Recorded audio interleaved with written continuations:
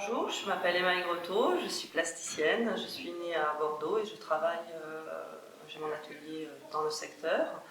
Et mon parcours est issu d'un parcours double cursus, un cursus à la fois scientifique, un cursus artistique. Et depuis le début, je mêle les deux, prenant les points qui m'ont intéressée dans le cursus scientifique, puisque j'ai passé, je suis allée en première année de médecine, où ce qui m'a le plus marqué et fasciné en même temps, c'était rentrer à l'intérieur des cellules, rentrer à l'intérieur des corps, via la cytologie et l'histologie des tissus. Donc, ces deux entrées se retrouvent très présentes dans mon travail, que ce soit en dessin, en sculpture, en hybridation textile ou dans les installations. En fait, ce qui m'intéresse, c'est de faire rentrer le spectateur à l'intérieur de ce corps que je considère comme un temple et que celui-ci rentre à l'échelle 1 dans un univers rendu macroscopique. Le travail qui est présenté ici pour cette exposition en lien avec l'endométriose, cette pathologie, est en fait un travail qui est issu d'une résidence que nous avons réalisée avec Nadia Russell au CHU de Bordeaux dans le cadre du projet ARS, sous la présidence, sous l'égide de Géraldine Chauvin, chirurgienne qui travaille avec des patientes ayant de l'endométriose.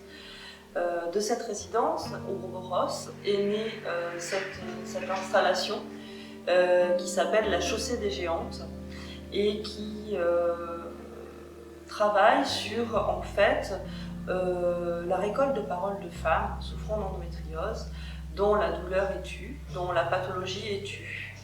Et ce qui m'a intéressée en fait, c'est de travailler sur ces différents niveaux promontoires, sous-pesant un caillou qui viendrait flotter au niveau de la surface et comme un orgue de douleur quelque part.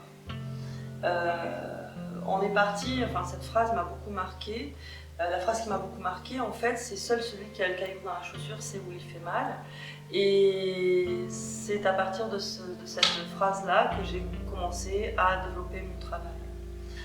En regard de cette installation qui est composée de 33 promontoires, se retrouvent 3 tableaux.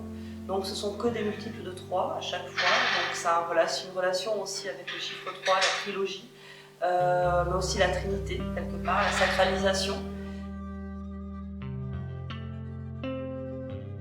En face, nous avons derrière moi une production qui s'appelle Humeur, qui est rouge, qui est comme une émergence, un éclatement, une tache, une flaque de fluide qui peut être corporel, qui peut être sanguin, mais qui peut être lymphatique, qui peut être fluide. Et en face, j'ai présenté deux dessins en format assez grand qui viennent faire écho à l'installation et qui traitent essentiellement de des adhérences qu'il y a dans l'endométriose. Ce sont des mots que j'ai retenus: adhérence, prolifération, le fait que ça gagne, que ça tire, que ça empêche tout glissement. Donc il y a deux choses qui m'intéressent à ce moment-là. C'est à la fois les glissements qu'on peut avoir au niveau des fascias et au niveau aussi des protubérances, des magmas, des agencements qui se produisent dans le corps humain. Dans l'exposition, il y a aussi une autre partie de mon travail.